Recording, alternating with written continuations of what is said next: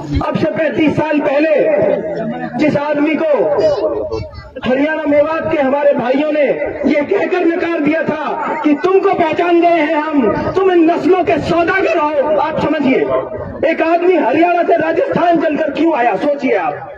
जिसको नकार दिया था 35 साल पहले हमारे हरियाणा मेवात के भाइयों ने, क्योंकि तुम वो लोग हो जो 40 साल, मैं कहूं 70 साल के करियर में इस परिवार की 5 नौकरियां कोई गिनवा दे, मैं उसका गुलाम बन जाऊंगा, मैं उसका चेला बन जाऊंगा।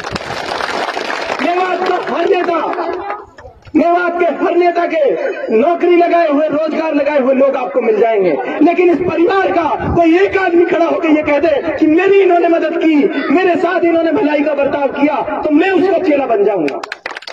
क्यों नहीं करते? इसलिए नहीं करते साथियों कि विरासत में ये बात मिली है कि ये कौम जितनी कुटेगी पिटेगी उतनी रस देगी। ये विरासत में मिली है, ये बात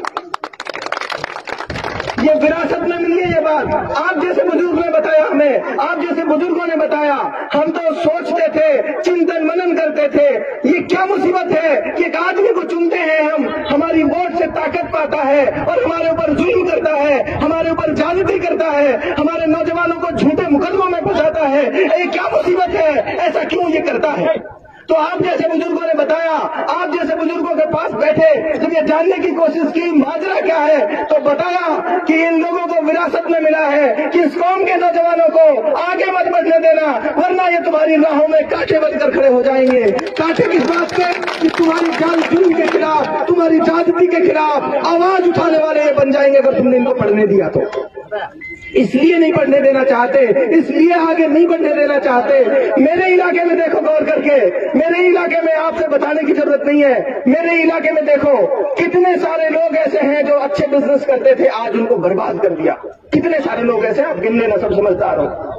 इशारा किस तरफ कर रहा हूँ? इशारा इस तरफ कर रहा हूँ, जब आपके बिजनेसमैनों को बर्बाद कर देंगे, जब आपके नौजवानों को बर्बाद कर देंगे, कहां से आपके पास पैसा आएगा, कहां से आपका घर चलेगा? आप सोच के बताइए, कैसे आपका परिवार चलेगा? आप फिर बेरोजगारी की, अनपढ़ता की और क्राइम की ऐसी दलदल में चले जाओगे जहां से आपके लौटने का रास्ता नहीं बचेगा।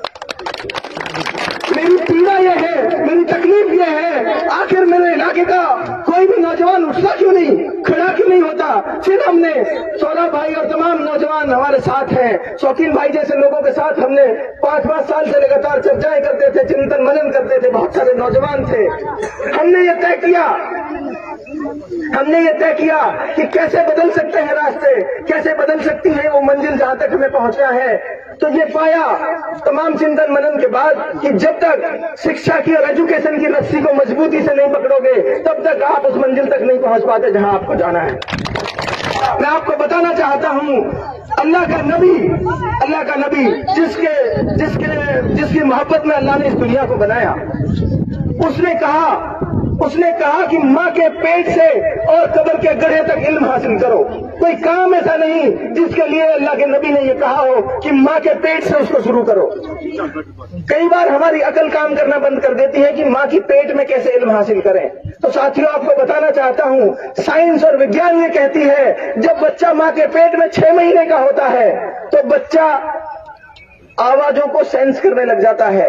विज्ञान ये कहते हैं, आज के दौर के डॉक्टर ये कहते हैं, जब बच्चा माँ के पेट में 6 महीने का हो जाए तो उस गर्भवती महिला से, उस महिला से जिसके पेट में बच्चा है, उससे तेज आवाज में बात मत करो। तेज आवाज में उससे बात करोगे तो बच्चे पर उसका असर पड़ेगा।